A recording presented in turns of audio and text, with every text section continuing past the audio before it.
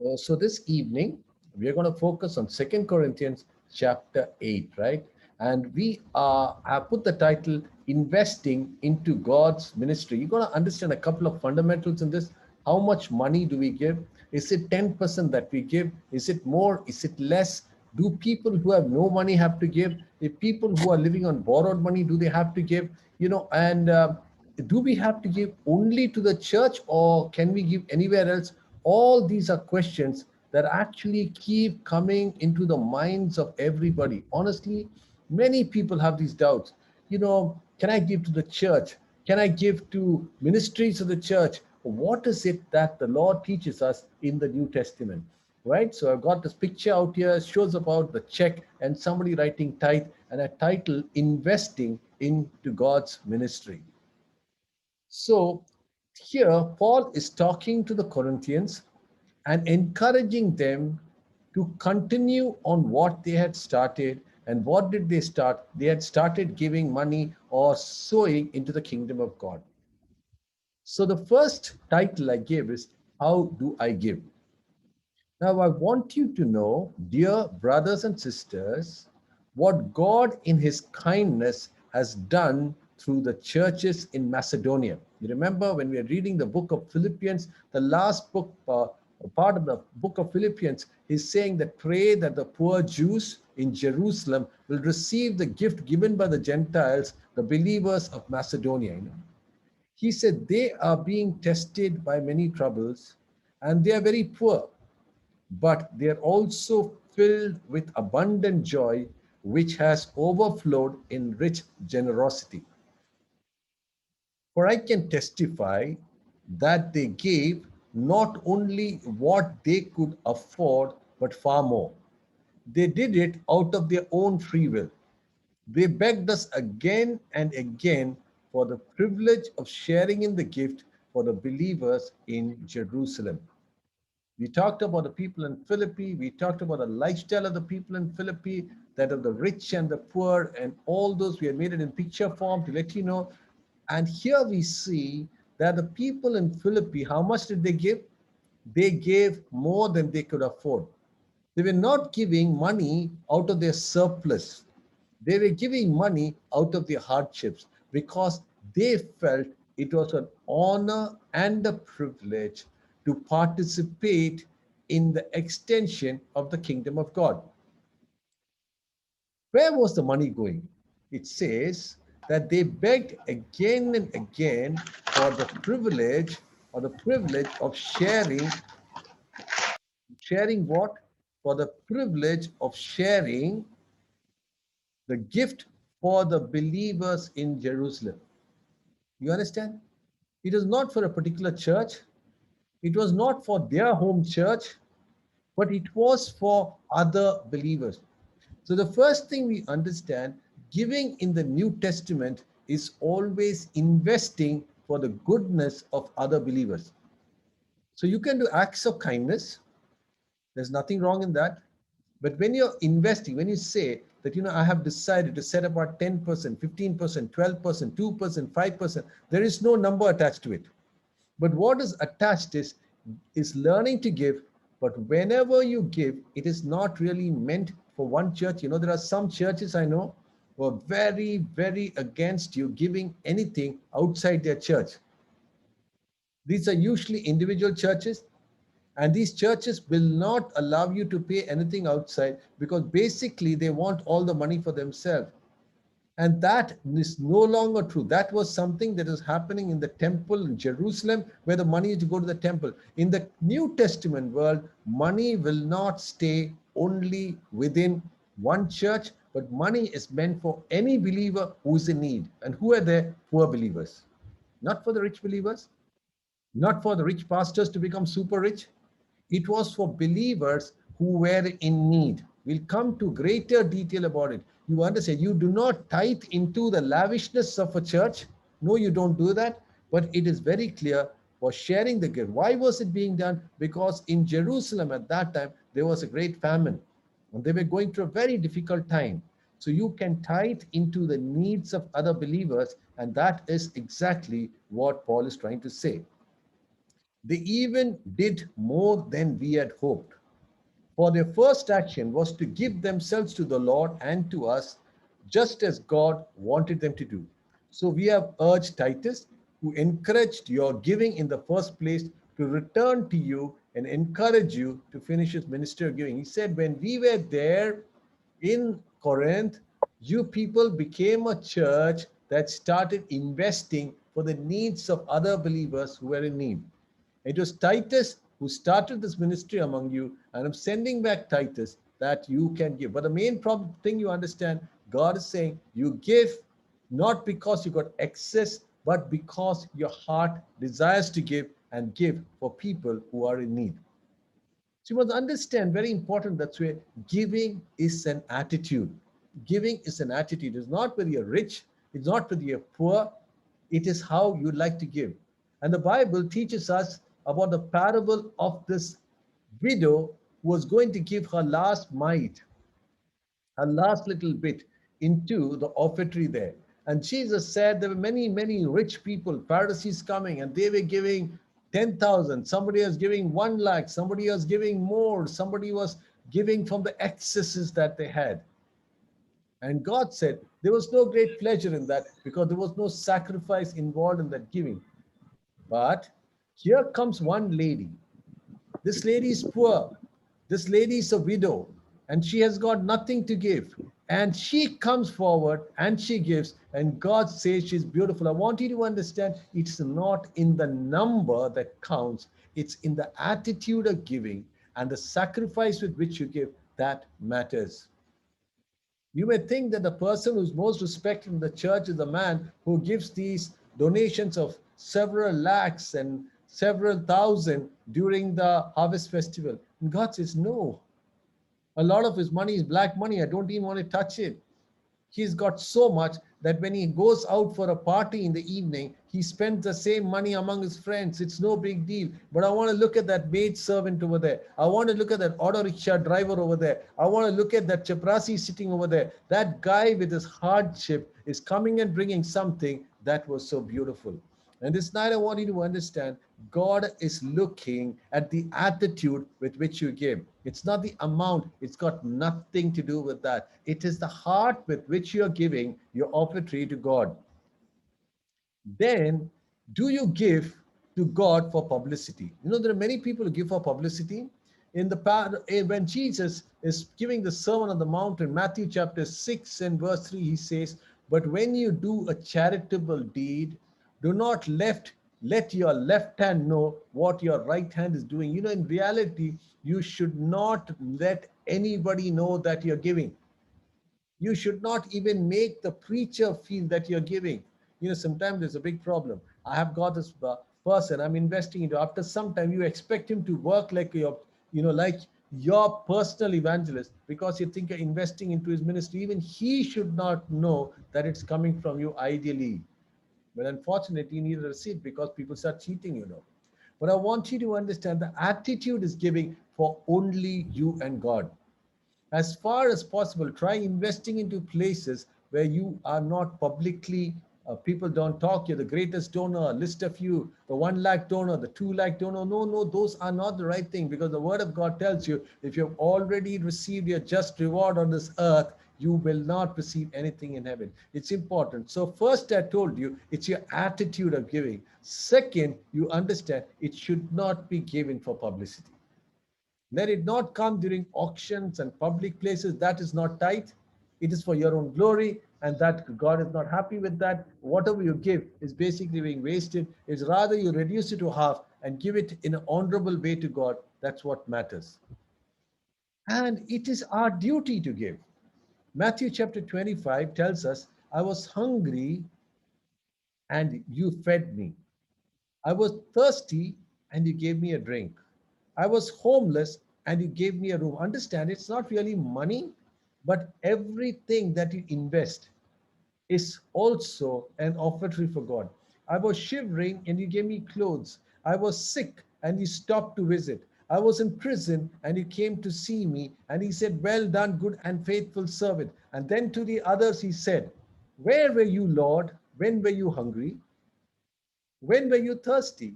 For many of us who do not believe in tithing at all, for many people are not investing into the kingdom of God, one day you'll stand up and say, Lord, when were you hungry or when were you thirsty? I know many people are having difficult time. There's the COVID sign. You find your income has come down. Are you still giving, investing money into people you're giving? Because for them, it can be even more difficult. For many pastors, probably whom you are supporting, they have no income at all because the churches are shut down completely and you're not bothered. You don't think about it. And today, I want you to look, where are you investing your money if you're investing into the kingdom of God? Are you in love with the people of God that you consider it a privilege to invest into their lives? One person showed this beautiful picture. When you get baptized, he said, you don't baptize yourself completely. You keep your purse above water. Have you given your purse to God? Everything that we have belongs to Jesus Christ, that we say. No, the word of God tells us that everything, including the sheep in the hills, belong to the Lord Jesus Christ. And I myself will give a psalm price. And I'll be calculating 10% for God, after tax, before tax. First of all, don't start counting. The only reason you should count is so that there is some kind of regulation in giving. You may have decided the minimum I want to give is 10%. So at least for that, you should know. Just yesterday, I was listening to Rick Warren and he was talking about his ministry. From all the profits he makes, he gives 99% to God. The original owners of Colgate Palmolive used to give 90% to God. There are many, many ministries I know that give 20%, 25%, 50% to God. So understand one thing, but I'm not telling you to give 20%. I'm not even telling you 1%. I'm God telling you to change your attitude towards giving. And the first thing, change the attitude that we start saying, Lord, thank you for this wonderful privilege you're given for giving to the Lord Jesus Christ. Thank you for the wonderful privilege that you're giving me to give to Jesus Christ. So I said, how much do I give? There is no upper limit. They considered it a privilege to give. There's an advertisement of this company Adidas. It says, without limits, embrace the challenge. And I couldn't think of a better one for investing into the kingdom of God. Invest into the kingdom of God without limits and embrace the challenge. But you have to understand, God is not a debtor. The more you invest into the kingdom of God, the more God returns back to you. I remember when I got married, got a very small salary, and I was telling my wife that I'm going to give 10% to God at that point of time. And my wife was shocked. She said, as such, with this salary, how can you manage? But I will tell you, story after story, how God did unbelievable things in our life. Unbelievable things. I don't know if I told you the story. I was telling a story how my daughter, when she was getting married, she used to tell, I want to have a beautiful wedding and it should look like the setting of Father of the Bride. Very committed believer. And I said, hey, we can't do anything like that. And secondly, I never thought that we should be investing and spending so much money on a wedding. And during that time, I had told somebody to the church decoration, it was an open air wedding. And all during that time, when I used to go, I've been here for a long time, I was going to many of the industrial houses here. I mean, many of them had actually become friends. I've been here, that's 5 years ago, 25 years in the city of Coimbatore. And many of them I had treated.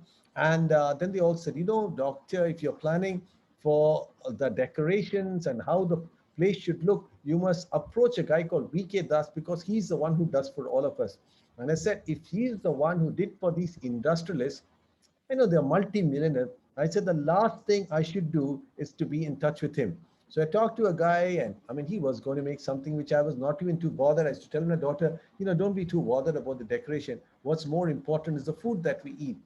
During that time, I was treating an elderly gentleman, and seriously speaking, he had a block in the blood vessel of the leg, and his leg would, get infected, and he had come thinking he needs an amputation, and we had treated him. It was not even a very complicated procedure. Actually, I was just supervising. One of my young trainees was doing the procedure, and he did well. And at the time of his discharge, I was just going around for my rounds, and this elderly man said, "Sir, can I just speak to you for a little while alone?" Most of the time, these people, when they tell them they want to be alone, it's always to ask for a discount. And I was thinking, oh gosh, now again he needs a discount. I had to talk to the management. So I told my other colleagues, I said, carry on with the rounds. He just wants to talk to me for a few minutes, and I'll talk to him. Very simple looking elderly man. And this man, as soon as the door was shut, he got up. He folded both his hands And he told me, "Sir, my name is VK Das." And I was stunned. And I said, "Oh, you are the famous VK Das?" He said, "Yes, sir. I am VK Das. I heard that your daughter is getting married. Will you kindly give me the privilege of taking care of all the arrangements?" And I said, "VK Das, I've heard about you. You're an expensive man." He said, "No, please. I'm requesting you, please give me the chance." Then I talked to the man who was originally supposed to do the decoration. He said, "Sir, if Mr. VK Das wants to do it, we can never even come on the way because he is our father. He's the one who taught us all to be in the business." To cut a long story short, VK Das did one of the most stunning marriage arrangements I'd ever seen. It was absolutely unbelievable. It was like the fairy tale wedding that my daughter wanted. He made a canopy of lights on the top. The whole place was so wonderfully done, I cannot say. And my daughter wanted to write the life story of her marriage, a very interesting story, how she met this boy, and then how she had always made a vow to God saying, "The boy whom I should marry should ask me, Ashwini, do you like blueberry cheesecake?" And I used to laugh at my daughter and say, "In India, nobody will ask for blueberry cheesecake." The first time Roshan came to see us, we all went to lunch to a hotel over here. At the end of the time, at the time for dessert came, Ashwini asked Roshan, would you like some dessert? But I thought you don't like any sweets. And he said, "Ashwini, don't you like blueberry cheesecake?" And I couldn't believe it, that somebody could even ask something like that. And so she had made this whole thing. She's an animator in a movie format, and they were, being displayed at this large scale LED panels. Name it, every dream was fulfilled. And VK Das did not give me a bill. And I'm honest about it. In the end of the day, I asked VK Das, "What's the bill?" He said, "There is no bill, sir. This is my gift for your daughter's wedding." God is unbelievable. You got to test and see what God can do. As a joke, I used to always say that people spend so much money for the wedding. In my daughter's wedding, we got much more than we gave. There was a friend of mine whose father had treated long back. He runs one of the largest sweet industries in this place. I still remember while I was giving a card, and he said, "What have you given us a takeaway gifts?" And I said, "No, I really not planned for the takeaway gifts because honestly speaking, I was not planning to give anything because people just throw things away." He said, "Good, he did not plan. I'm going to bring your takeaway gifts." And I totally forgot about it. By the time people were going, I could see each one of them was having a big kind of box, and I was wondering what is this thing that each one of them is carrying. It is a box which was like 12 inches into 6 inches into 4 inches thick. Now later on, I realized this man had bought something like 1,500 boxes of that side of the Arabian sweet called baklava, which cost I don't know how much. So you can imagine lakhs worth of it, what he gave as takeaway gifts, and people were talking about the kind of stuff we did. I just want to make you understand, you must learn to invest into the kingdom of God without limits and embrace the challenge. But I also want to warn you about the kind of things that you should not do when you give. Then in verse 7, it says, "Since you excel in so many ways, in your faith, your gifted speakers, your knowledge, your enthusiasm, and your love from us, I want you to excel also in this gracious act of giving." You know, since you excel in so many ways, he said your church has got gifted speakers. They are very well read people. You're very enthusiastic, public meetings, wonderful functions you're doing. You love me and you love our ministry. And so also excel in this giving gifts. So remember, giving gift to the church, giving gift to the ministry as a church is part and parcel of a vibrant church. We used to do that as a Bible study. We used to invest. We conducted marriages for poor people. We're trying to get people out of debt in our Bible study group. We used to take orphanage children out for Christmas and ensure they had a wonderful day like our children could do. And we were so blessed as we invested into this ministry of blessing other people. Now, Paul says, "I'm not commanding you to do this, but I'm testing how genuine your love is by comparing it with the eagerness of other churches. You know the generous grace of our Lord Jesus Christ. Though he was rich, yet for your sake he became poor, so that by his poverty he could make you rich. That by his poverty that you could become rich. Imitate Jesus, who became poor so that you could become rich." He's not telling you to become poor. But he's telling you to understand and see what it is in giving. What it is in feeling of pinch.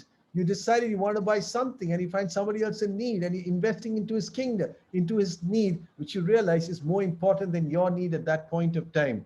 But he was pierced for our transgression. He was crushed for our iniquities. The punishment that has brought peace upon him, and by his wounds we are healed. You understand, the God of God, the King of Kings, became nothing, became empty, emptied himself, was crucified on the cross of Calvary. He became nothing so that you could become rich. And God is saying, for a change, why don't you invest into the lives of other people? Taste and see what it means to give up that which belongs to you, that somebody else can also be blessed. Imitate Christ in this area. God is asking you to do it. So Paul encourages to give to the deserving.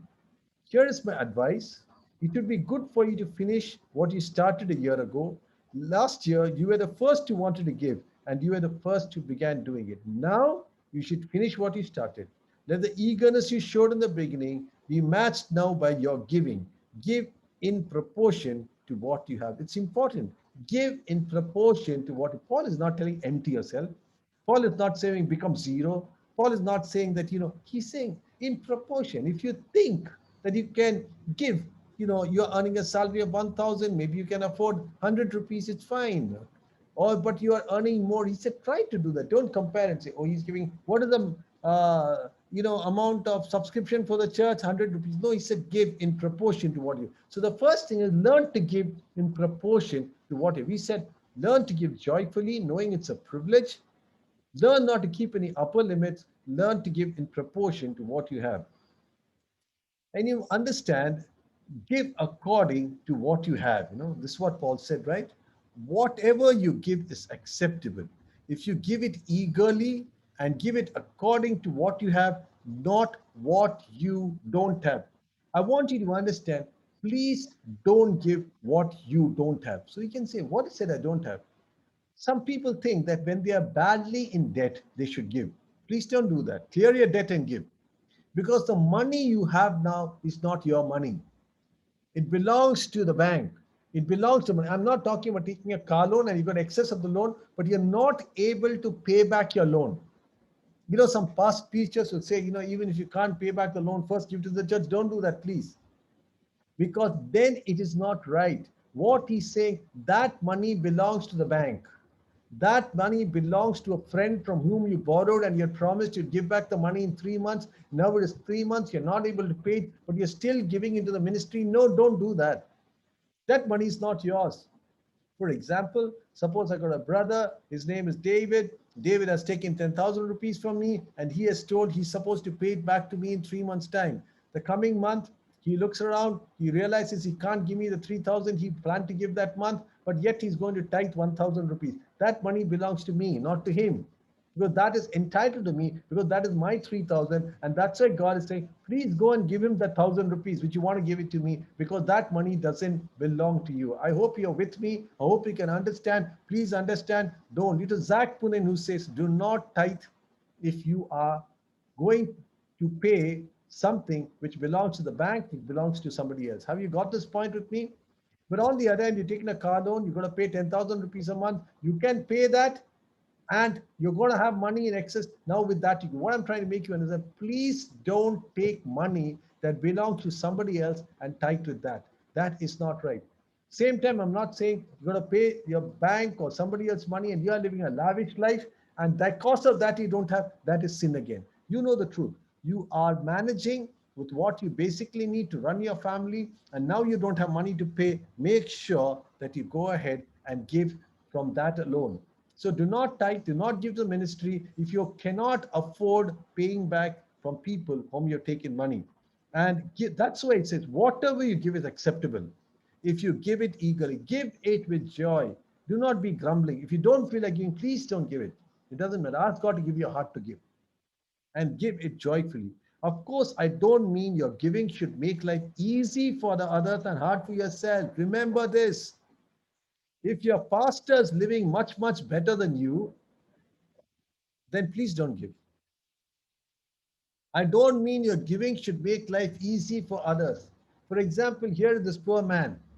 He should give to somebody poorer. You get that point? Not to make your pastor buy a bigger house, buy bigger cars, live much better off, and the pastor keeps telling God's going to bless you. No, no, he's cheating you.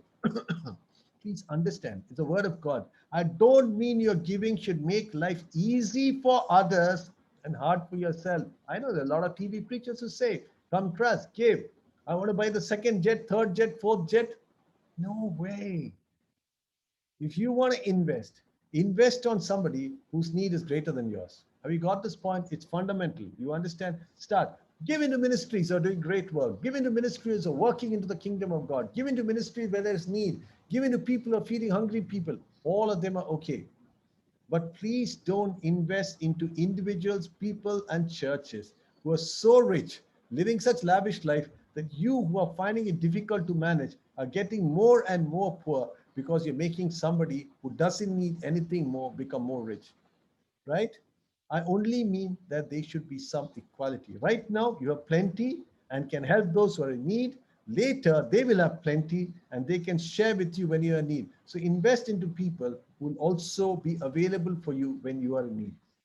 The more you give, the more you receive. As the scripture says, those who gathered a lot had nothing left over. Those who gathered only little had enough. Understand? Invest. True. Believe me. The more you invest in the kingdom of God, the more God will take you through amazing relationship. Then he goes on to say, I thank God he has given Titus the same enthusiasm for you as I have. Titus welcomed your request and he will visit you again. In fact, he himself was eager to go and see you. We are also sending our brother with Titus, and all the churches praise him as a preacher of the good news. He was appointed by the churches to accompany us as we take the offerings to Jerusalem as service that glorifies God and shows our eagerness to help. A service that glorifies God and shows our eagerness. So there is this just to make you understand that how enthusiastic Titus is. But I want to look at this. This is beautiful. It is very important for all people who are the receiving side to look at this attitude. Financial accountability. We are traveling together to guard against any criticism for the way we are handling this generous gift. See, if I'm alone, I take this money, somebody can come and tell me, what do you do with the money? He said, we are traveling together so that as a group, one can see the other person and understand we are not using the money that you gave for us for this ministry for ourselves. We are careful to be honorable before the Lord, but we also want everyone else to see that we are honorable. He said, as a group, all of you who are giving us money, I want you to see the accounts. I want you to know exactly what happened to your money. Always invest into places where you can know where the money is going. Maybe it's a poor family. Maybe it's during this difficult time of COVID that you're buying food and giving. It's fine. Maybe it's a larger organization where you have to see the accounts. We're also sending with them another of our brothers who has proven himself many times, has shown on many occasions how eager he is. He is now even more enthusiastic because of his great confidence in you. If anyone asks us about Titus, say that he's my partner who works with me to help you, and the brothers with him are sent by the churches and they bring honor to Christ. So show them your love. Prove to all the churches that are boasting about you is justified. He's encouraging them to give. He's encouraging them to understand the reason that he wants to give. Even as we come through this short Bible study, I hope certain fundamentals about giving is clear. Learn to be happy when you give. The amount to give is not important. It's the attitude of your heart when you give. Learn to give without an upper limit. Invest into the kingdom of God as a privilege, as an honor. Do not do that crying. Do not invest so that they become rich and you become poor. What I meant is, do not give to make them more comfortable than you. That's not what God is telling. God is giving you to invest into the lives of people who are in need.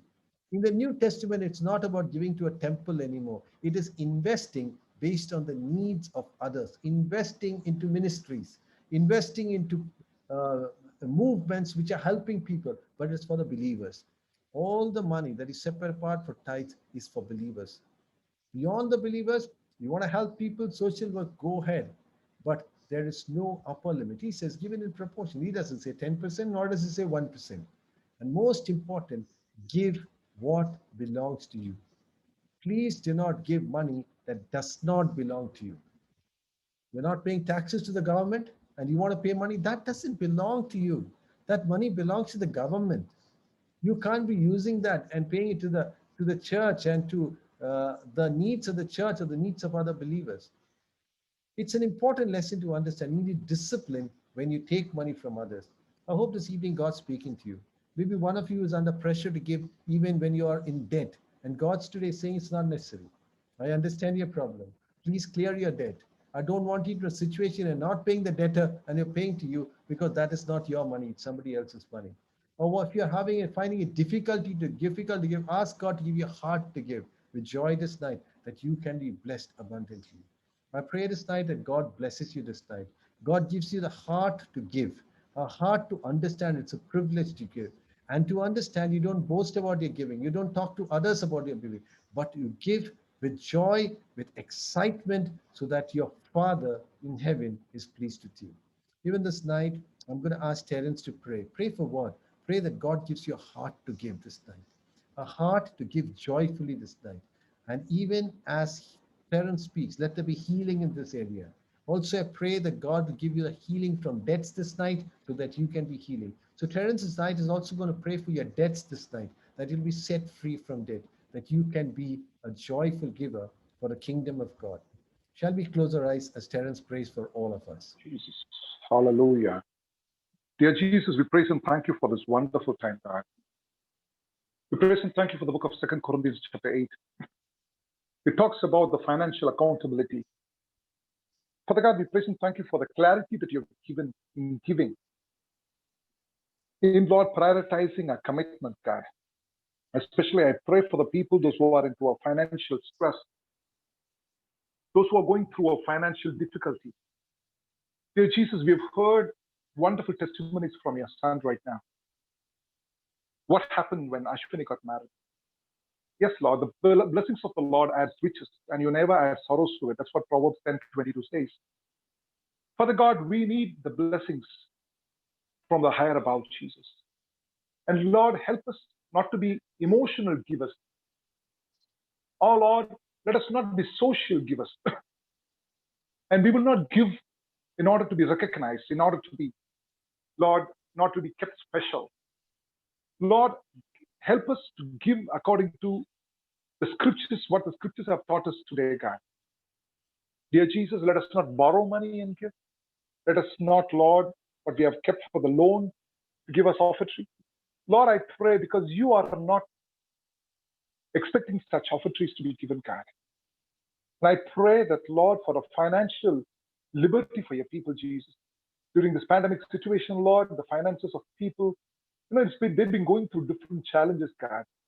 And Lord, we pray that there will be an accountability, Jesus.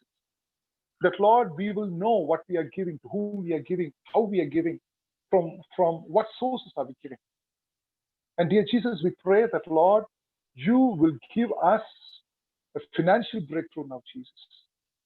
And we pray that, Lord, all our loans will be taken care of and everything, Lord, because you know our needs, God. And Lord, our needs will never exhaust your supply, Jesus. And we praise and thank you for this wonderful lesson that we have heard today. This 24 verses, Lord, it's like hitting the nail on its head, God. And we pray for Dr. Be with him. Bless him, God. Even, Lord, I praise and thank you for the revelations that is coming out through him. I pray for his family, God. And I pray for each and every one of us, Jesus. Give us the liberation what we require. Give us the freedom that we require.